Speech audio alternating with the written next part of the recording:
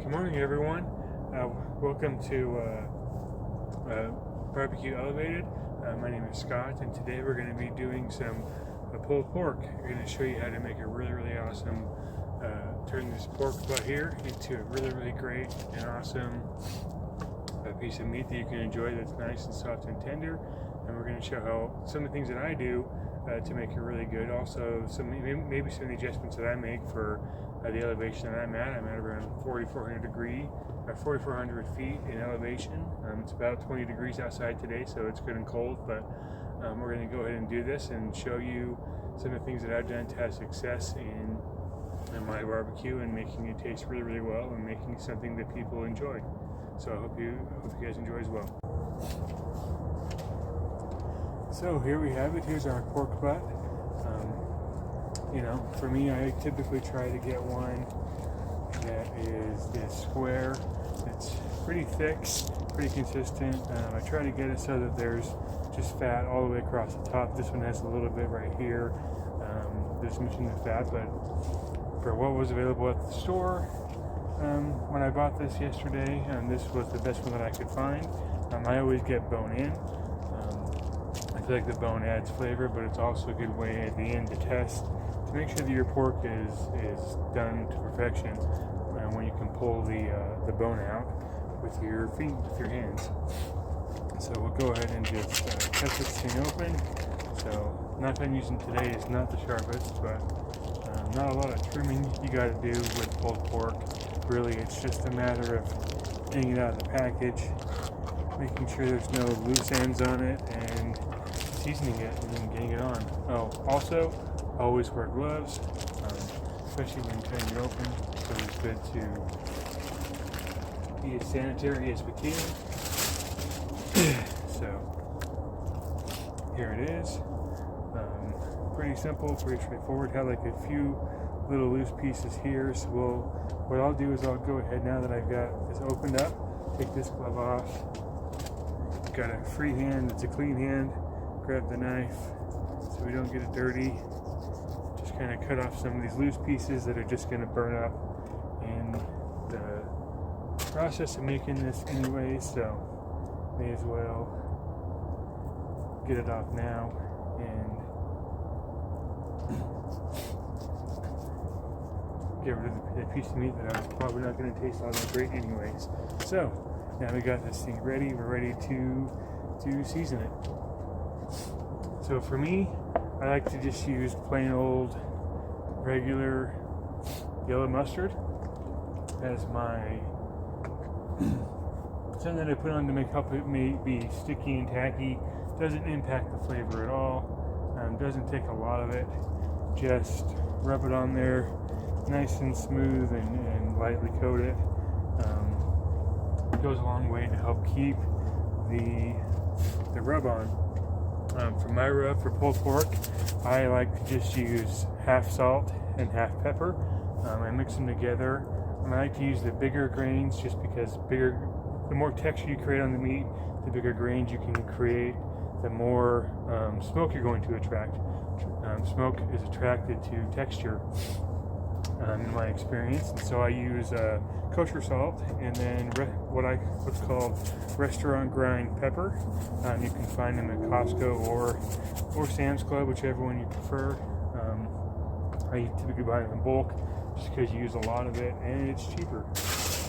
But anyways, so with one of the great things about pulled pork is it's impossible to over season it. So because there's no natural flavor when it comes to a pork butt, get as much salt and pepper on there as you can. No reason not to. So we're going to go ahead and just season this thing all the way around. Go. Get all the corners, all the sides. Get this thing completely covered. I can kind of use my hand to put it down onto. You also may notice I made a mistake and I grabbed the lid with my glove hand, so definitely need to clean this before I use it again. Anyways, So there we go. Now we got the bottom side. Now we'll just try to grab it, flip it over. A little bit more mustard on top.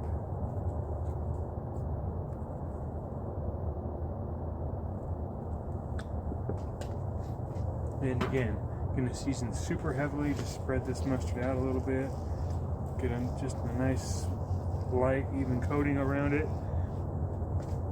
And then, and especially on the top, because the top side, when you go to shred this thing, you want all of these seasonings to fall down into the meat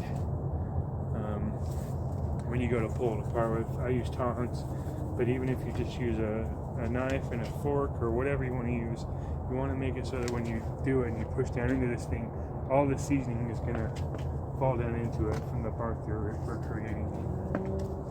And that's really our goal here, is to get some of this seasoning, some of this salt and pepper goodness into the actual meat when we go to serve it. So, and that's it. Now we're just going to wait for our cooker to come up to temperature. For me, I like to try to get it to typically start around 265 to 275 on my temperature gauge. Today I might start a little bit warmer just because it is colder outside. It's going to take longer to get this thing going and get it heated up, but that's what we're shooting for. No reason you can't cook a little bit hotter and get it done a little bit faster, but also, at elevation, food does take longer to cook. So if you have to start at that low temperature, you're going to be in for a very, very, very long cook. Whereas for me, I prefer to just kind of get things going faster. And if you have a pellet grill, you can start at 225. A lot of people do, but I've gone as high as 250, 255, and it works just fine. I just find, for me, keeping the pork butt out of the middle. If you have your burnt pot in the middle of the cooker, put it off to the side so it's not over that direct heat. For me, I use an offset cooker. It's just a stick cooker, so I like to mine. And with one like mine, you have consistent air flowing through. I'm going to go ahead and just season that up a little bit more. I saw a spot that wasn't quite covered. But anyways, with an offset cooker like mine, the stick cooker, the air is constantly flowing through it, so I find it has to be even a little bit hotter because that air is just constantly moving, all that cold air, and you've really got to have some temperature to keep it cooking and keep it going quickly. So, but anyways, next step is we'll be checking on this thing in a few hours after it's been cooking for a little bit. So right now it's kind of sitting and waiting for an hour or so for the cooker to come up to temp. Our pork butts, see how they're looking, see how they're coming along. Been keeping the temps pretty consistent. Here they are. So something just to point out real quick. One thing, hope you notice over here, I have a water pan over here. That really helps, especially in my climate. We don't have a whole lot of humidity here. It's very, very dry air. So putting the water pan in there, keeping the humidity inside the cooker is super critical to help to keep the meat moist, keeping the air from getting too drying out the meat too quickly, but also helping with the stall, helping it so it doesn't stall too quickly, and especially when we get into the actual stall, making it so that the stall is not going to sit in it for longer than it should be. Naturally, I found especially at a higher elevation, food cooks slower, takes longer to cook, but also water boils faster, which is why food cooks slower. But it also, I found, makes it so that it's critical that I get my meat out of its stall as fast as I can to prevent it from losing too much of that moisture, because it's going to lose it faster than it does down at sea level. But anyway, so I have a spray bottle here with some cider vinegar. What I do is I just kind of hit some of these ends over here, the drier ends, and then just kind of quickly spray the whole thing in general. When I use my spray, I set it so it's not really like at a stream, and it's also not at a mess, kind of like in between, so it gets it heavy enough that it doesn't just immediately evaporate, but just enough so that it'll stick on there and really help to keep the meat from drying out. Cider vinegar, I found, does the best job for that. So now at this point, I'll just do that every hour. as I open this up to check on them and make sure that everything's looking okay. Yeah, that's it. Alright, so we're going to go ahead and check these pork butts, see how they're looking. They've been in here for about actually 6 hours now. So you can see here on this first one here where the fat seam up top here is starting to split. It's really what I'm watching for. That one's starting to, not quite as much yet, but once it starts to split right here and kind of bubble up, that tells me when it's time to start wrapping them. They're both temping at about 160 degrees right now. You know, the stall can be anywhere from about 155 to 165, sometimes even 170. But as I said before, when we're talking about cooking in elevation, really got to watch this. Don't want to dry them out. The water will boil faster at elevation, and really just want to make sure that we get these to the point that they are going to still be nice and moist for us. So I'm going to go ahead and pull them, and we'll start wrapping them. Alright, so here we have it. Here's our first pork butt. You can kind of see here it's splitting on the top of the fat seam right up there. So we're going to go ahead and wrap this one. What I do with pork butts and pulled pork is I wrap it in foil. Really anything that's pork I wrap in foil. So what I do first is I go through and I spritz the entire foil surface on the inside to just help with the moisture of the meat, and then I go ahead and just quickly spritz the entire piece of meat. This is going to be the last time that we see this before we pull it out to eat it. So try to make it as cool as we possibly can. Just, you know, wrap it up, get all of the foil good and tight. Really make sure there's no air pockets in here, and just right up against the meat, and keep it nice and tight so we can really create that steam effect and keep the juices and the moisture inside the meat. And that's it, you know. And I'll have a thermometer inside of here as well. You know, something that I really want to talk about is just making sure on your meat that you don't over temp it. And look up for your elevation. Look up what temperature does water boil at for my elevation, right? You know, for me at around 4,400 feet, water boils at 204.5 degrees Fahrenheit. So for me, if I let my meat get past up to 204.5 degrees Fahrenheit, I'm boiling the water, I'm boiling the moisture that's in this meat, and it's going to start drying out, it's going to start evaporating.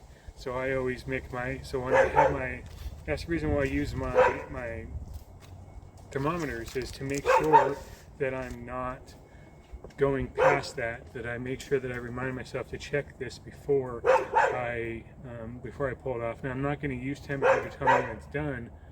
I'll use a different method to know when it's done, but I will use the temperature to tell me when to warn me before it's going to get to the point that it's going to dry out, because I don't ever want it to get to that point. So I'm going to go ahead and put this back on, and then I'll wrap the next one, and then we'll be back to show you how we check them for done. Alright, so here we have it, our pork butt. I pulled it out. It's been in there for roughly 8.5 hours now. About 8.5 hours. Feels like it's going to be done. The way that I check it is just with a thermometer here. Not using it for temp, using it to feel for texture and softness. So really you just kind of take it, go into the top, just kind of poke it down in, and what you want to feel for is just feel and check and see if it feels like you're sticking into a bag of soft or melted butter. And you know, right there's a bone, so you can't go all the way in, but and it's less on the inward, but more on the outward. You want to see if there's any resistance when you're sliding in and out, and go all the different directions. So this one mostly feels pretty good. Feels like it's done. So right here, it's a little bit of resistance when I pull back out, but not a ton. So something like that, it'll cook itself out just while it's resting. If it's just like a little section there that has a little bit of resistance, then it's probably okay. This is how I check all of my pork butts. I never go off of time, never really go off of temperature. I go off of how it feels with the thermometer. For reference, for anybody that's wondering, this one did temp at 203 when I pulled it off to check it, and it feels good. But honestly, I've had pork test as being good to go anywhere from 200 degrees to 203 degrees. So it's really hard to say, there really is no specific time of when it's done. You just have to really pull it out and you check it like this. If you have a cooker big enough with a big enough sealing, you can fit this in there. You can kind of poke around and check while it's still on the cooker if you want to. But this one feels done. This one's ready to rest. I'm going to go ahead and rest it. Typically I'll let them rest for at least 45 minutes to an hour on a pork butt at minimum, but typically I'll go as long as I possibly can, hours at a time if possible. As long as it doesn't fall below that 140 degree range, like you're really okay from a food safety standpoint, but really you could probably go lower than that if you really wanted to. But anyways, one thing too to remind you is, 203 is really the maximum temperature that I would ever let this thing go to. With my elevation, 204 degrees being the boiling point of water, I don't ever want to hit that point because I do not want the water to start evaporating inside the meat. I do not want to dry it out. So 203 is my max, but again, we're not basing doneness off of temperature, we're basing it off of feel from the probe. And you don't have to use, a thermometer. I use a thermometer because it's long and it's slender and it's easy. Anything that you've got that you can stick in there to kind of poke it around, that'll work. Alright, so here it is. Pork butt is rested. It's been resting for quite a long while now, so I'm going to go ahead and unwrap it and start shredding it and test it to see just how tender it really is. Some things I forgot to mention, while we were cooking this thing, the temperature, again, we started around 275 and when we first threw it on, and honestly by the time this thing was done, we were actually up to about 300 degrees at one point, getting it through the stall, especially once it's wrapped. But this is something that you can do, and I know that a lot of people think it's crazy that you can do things that hot, but it doesn't always have to be just this low, slow, forever cook. You can still cook things at a lower temp and still cook it faster and a little bit hotter and get it done quicker and just get the same result as long as you get to that same temperature or the same doneness. Again, we don't use temperature to determine when it's done, but we use the probe. Let me give you an idea. The other pork butt that I did, that one temped out at 202 when it was done. But here we have it. Here's our pork butt. You can see that bark. Looks super, super nice. I'm going to go ahead and just get this pork butt out, and we can even pull the bone out. Here's our real test. Clean bone, clean shoulder blade, nothing on it.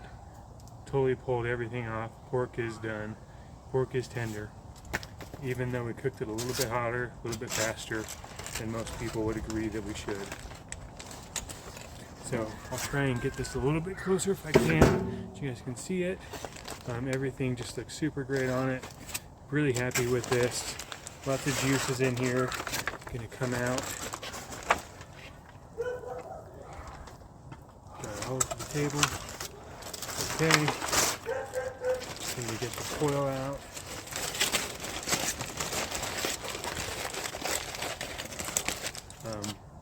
Yeah, it's already falling apart all on its own.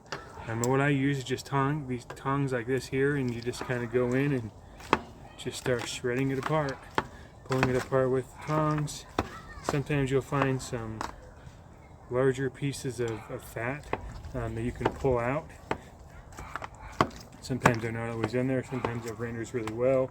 Oh man, there's just tons of juices in here. This thing is super moist, super easy to shred, super easy to pull apart.